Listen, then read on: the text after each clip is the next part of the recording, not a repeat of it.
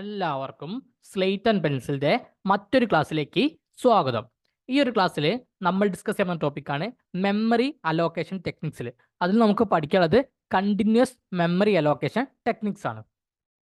Direct ആയിട്ട് memory allocation techniques പഠിക്കുന്നതിന് മുമ്പ് നമുക്ക് പ്രോഗ്രാം എക്സിക്യൂഷന്റെ സ്റ്റെപ്സ് ഒക്കെ എങ്ങനെയാണെന്ന് നോക്കാം. നമുക്കറിയാം, നമ്മൾ എഴുതുന്ന പ്രോഗ്രാംസ് ഒക്കെ സ്റ്റോർ ചെയ്ത് വെക്കുക സെക്കൻഡറി മെമ്മറിയിൽ ആണ്.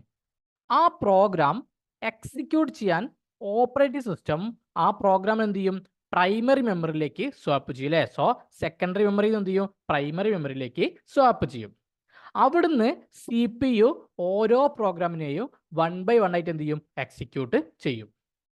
ഓപ്പറേറ്റിംഗ് സിസ്റ്റം സെക്കൻഡറി മെമ്മറിയിൽ നിന്ന് പ്രൈമറി മെമ്മറിയായ റാമിലേക്ക് പ്രോസസ്സുകളെ സ്വാപ്പിംഗ് ചെയ്യുന്ന സമയത്ത് അവിടെ എന്താണ്? ഒരു സ്പേസ് അലോക്കേഷൻ നിർബന്ധമായും ചെയ്യേണ്ടി വരും. സോ ഈ സ്പേസ് അലോക്കേഷൻ ചെയ്യാനുള്ള രണ്ട് മെത്തേഡ്സ് ആണെന്ത്? കണ്ടിന്യൂസ് മെമ്മറി അലോക്കേഷനും നോൺ കണ്ടിന്യൂസ് മെമ്മറി അലോക്കേഷനും. സോ നമുക്ക് മെമ്മറി അലോക്കേഷൻ ടെക്നിക്സിനെ രണ്ടായിട്ട് തിരിക്കാം: കണ്ടിന്യൂസ് മെമ്മറി അലോക്കേഷൻ ടെക്നിക്കും നോൺ കണ്ടിന്യൂസ് മെമ്മറി അലോക്കേഷൻ ടെക്നിക്സും. Contiguous memory allocation is basically a method in which a single contiguous section or part of memory is allocated to a process. ഇവിടെ ഒരു process വരുന്ന ടൈമിൽ ആ പ്രോസസ്സിനെ റാമിലേക്ക് സ്വാപ്പിംഗ് ചെയ്യുന്ന ടൈമിൽ continuous അല്ലെങ്കിൽ സീക്വൻഷ്യൽ ആയിട്ടാണ് എന്ത് ചെയ്യുക? മെമ്മറി അലോക്കേറ്റ് ചെയ്യുക. കണ്ടിന്യൂസ് ആണ് എന്താണ്? കണ്ടിന്യൂസ് ആണല്ലേ? അതായത് ഒരു സിംഗിൾ കണ്ടിന്യൂസ് സെക്ഷൻ അല്ലേ, അല്ലെങ്കിൽ പാർട്ടാണെന്ത് പ്രോസസ്സിന് അലോക്കേറ്റ് ചെയ്യുന്നത്. ഇത് നമ്മളെ മെയിൻ മെമ്മറിയിലെ, അതായത് റാമിനെ പാർട്ടീഷൻ ചെയ്താണ്. ഇതാണ് നമ്മളുടെ വരുന്ന പ്രോസസ്സ് അല്ലേ. അപ്പോൾ ഈ പ്രോസസ്സിന് എന്ത് ചെയ്യും? ഇവിടെ സീക്വൻഷ്യലി അല്ലേ, അല്ലെങ്കിൽ എന്താണ്? കണ്ടിന്യൂസ് ആയിട്ടാണ് എന്ത് ചെയ്യുക? ഇവിടെ അലോക്കേറ്റ് ചെയ്യുക. അപ്പോൾ ഈ ടൈപ്പ് അലോക്കേഷൻ ആണെന്ത്? Continuous memory allocation. Continuous memory allocation നമ്മൾ രണ്ട് കാറ്റഗറി ആക്കി തിരിക്കും: ഫിക്സഡ് സൈസ് പാർട്ടീഷനിങ്ങും അതുപോലെ തന്നെ വേരിയബിൾ സൈസ് പാർട്ടീഷനിങ്ങും, അല്ലെങ്കിൽ സ്റ്റാറ്റിക് പാർട്ടീഷനിങ്ങും ഡൈനാമിക് പാർട്ടീഷനിങ്ങും. സോ ആദ്യം fixed size partitioning. This is the oldest and simplest technique used to put more than one process in the main memory. Main മെമ്മറിയിൽ ഒന്നിൽ കൂടുതൽ പ്രോസസ്സുകൾ അലോക്കേറ്റ് ചെയ്യാനുള്ള ഏറ്റവും സിംപ്ലസ്റ്റ് ആൻഡ് ഓൾഡസ്റ്റ് ടെക്നിക് ആണെന്ത്? ഫിക്സഡ് പാർട്ടീഷനിങ് അല്ലേ. മെയിൻ മെമ്മറിയിൽ ഒന്നിൽ കൂടുതൽ പ്രോസസ്സുകൾ അലോക്കേറ്റ് ചെയ്യാനുള്ള ഏറ്റവും simplest and oldest technique ആണെന്ത്?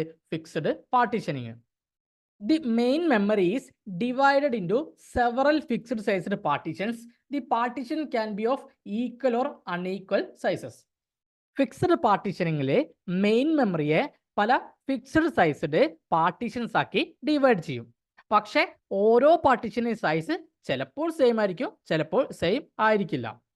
So ഈ ടെക്നിക്കിലെ മെയിൻ മെമ്മറിയെ ഫിക്സഡ് സൈസ് പാർട്ടീഷൻസ് ആക്കി പ്രീ ഡിവൈഡ് ചെയ്യും.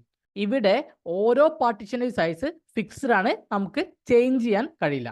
അതായത് അറൈവ് ചെയ്യുന്ന പ്രോസസ്സിനനുസരിച്ച് സൈസ് എന്ത് ചെയ്യാൻ കഴിയില്ല? ചേഞ്ച് ചെയ്യാൻ കഴിയില്ല. ഓരോ പാർട്ടീഷനിലും ഒരു പ്രോസസ്സ് മാത്രമേ സ്റ്റോർ ചെയ്യാൻ കഴിയുകയുള്ളൂ.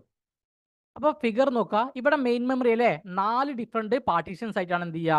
ഡിവൈഡ് ചെയ്യുന്നത് അല്ലേ. അപ്പോൾ ഇവിടുത്തെ ഓരോ പാർട്ടീഷന്റെ സൈസ് ചിലപ്പോൾ ഈക്വൽ ആയിരിക്കും, ചിലപ്പം ഈക്വൽ ആയിരിക്കും അല്ലേ. ഇവിടെ നോക്കുക, ഇവിടെ 4 MB ആണ്, ഇവിടെ 8 MB ആണ്, ഇവിടെ 8 MB ആണ്, ഇവിടെ 16 MB ആണ് അല്ലേ. അപ്പോൾ എന്താണ്? ചിലത് എന്തായിരിക്കും? ഈക്വൽ ആയിരിക്കും, ചിലത് ഈക്വൽ ആയിരിക്കും അല്ലേ. ഇവിടുത്തെ ഈ ഒരു ബ്ലോക്ക് സൈസ് അല്ലേ, അപ്പോൾ ഇത് 4 MB ആണ്, ഇത് നമുക്ക് എന്ത് ചെയ്യാൻ പറ്റില്ല? ചേഞ്ച് ചെയ്യാൻ കഴിയില്ല. അപ്പോൾ ഇതെന്താണ്? 8 MB ആണ്, ഇത് എന്ത് ചെയ്യാൻ പറ്റില്ല? ചേഞ്ച് ചെയ്യാൻ കഴിയില്ല. അതായത് ഓരോ പ്രോസസ്സ് വരുന്ന സമയത്ത് എന്ത് ചെയ്യാൻ പറ്റില്ല? നമുക്ക് ഇതിന്റെ സൈസ് ചേഞ്ച് ചെയ്യാൻ കഴിയില്ല. ഇനി ഫിഗർ നോക്കിയാൽ ആദ്യത്തെ ബ്ലോക്കിന്റെ സൈസ് എത്രയാണ്? 4 MB ആണ് അല്ലേ.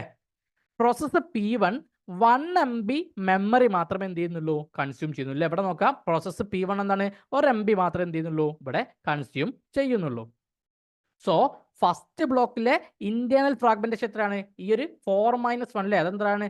3 MB ആണ് അല്ലേ. അപ്പോൾ ഫസ്റ്റ് ഈ ഒരു പാർട്ടീഷനിലെ ഫ്രാഗ്മെന്റേഷൻ എത്രയാണ്? 3 MB ആണ്. സെക്കൻഡിലെ ഇന്റേണൽ ഫ്രാഗ്മെന്റേഷൻ എത്രയാണ്?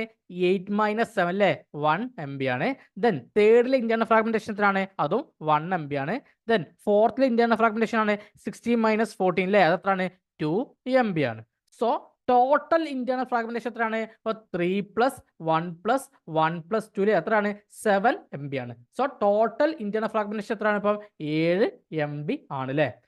സപ്പോസ് ഇപ്പം 7 MB സൈസിൽ അല്ലേ ഒരു പ്രോസസ്സ്, അതിപ്പോൾ P5 ആയിക്കോട്ടെ, ആ P5 വരികയാണെങ്കിൽ ആ പ്രോസസ്സ് P5ന് അവൈലബിൾ ഫ്രീ സ്പേസിൽ അക്കോമഡേറ്റ് ചെയ്യാൻ കഴിയില്ല. കാരണം എന്താണ്, ഇവിടെ റിമൈനിങ് മെമ്മറിയെ റീയൂസ് ചെയ്യാൻ കഴിയില്ല.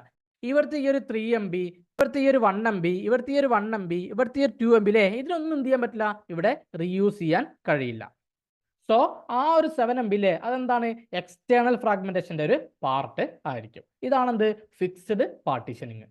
സോ ഇവിടെ എന്താണ്, മെയിൻ മെമ്മറിയെ പല ഫിക്സ്ഡ് സൈസ്ഡ് പാർട്ടീഷൻസ് ആക്കി ഡിവൈഡ് ചെയ്യും അല്ലേ. അപ്പോൾ ഓരോ പാർട്ടീഷന്റെ സൈസ് ചിലപ്പം സെയിം ആയിരിക്കും, ചിലപ്പം സെയിം ആയിരിക്കില്ല. പിന്നെ എന്താണ്, ഇവിടുത്തെ ഈ ഒരു ബ്ലോക്കിന്റെ സൈസ് എന്ത് ചെയ്യാൻ പറ്റില്ല, നമുക്ക് ചേഞ്ച് ചെയ്യാൻ കഴിയില്ല. അടുത്താണ് ഡൈനാമിക് പാർട്ടീഷനിങ് അല്ലെങ്കിൽ വേരിയബിൾ സൈസ് പാർട്ടീഷനിങ് അല്ലേ. Dynamic partitioning tries to overcome the problems caused by fixed partitioning. അപ്പം ഫിക്സ്ഡ് പാർട്ടീഷനിങ്ങിൽ വരുന്ന പ്രോബ്ലത്തെ ഓവർകം ചെയ്യാനാണ് എന്ത്, ഡൈനാമിക് പാർട്ടീഷനിങ് യൂസ് ചെയ്യുന്നത്. In this technique the partition size is not declared initially അല്ലേ. അപ്പൊ ഇവിടെ പാർട്ടീഷന്റെ സൈസ് ഇനീഷ്യലി ഡിക്ലെയർ ചെയ്യുന്നില്ല. അപ്പൊ നമ്മൾ നേരത്തെ ഫിക്സ്ഡ് സൈസ് പാർട്ടീഷനിൽ കണ്ടെന്താണ്, ഓരോ പാർട്ടീഷന്റെ സൈസ് എന്താണ്, ഫിക്സ് ആക്കിയാണ് വെക്കുന്നത് അല്ലേ. അതായത് 4 MB 16 MB എന്നൊക്കെ പറഞ്ഞിട്ട് എന്താണ്, അത് ഫിക്സ് ആക്കിയാണ് എന്ത് വെക്കുന്നത്. It is declare at the time of process loading അല്ലേ. ഇവിടെ പ്രോസസ്സ് ലോഡ് ചെയ്യുന്ന സമയത്താണ് എന്ത്, പാർട്ടീഷന്റെ സൈസ് ഡിക്ലെയർ ചെയ്യുക. അല്ലാതെ എന്താണ്, ഇനീഷ്യലി ഡിക്ലെയർ ചെയ്യുന്നില്ല. ഇവിടെ പ്രോസസ്സ് ലോഡ് ചെയ്യുന്ന സമയത്താണ് എന്ത്, ഇവിടെ പാർട്ടീഷന്റെ സൈസ് ഡിക്ലെയർ ചെയ്യുന്നത്.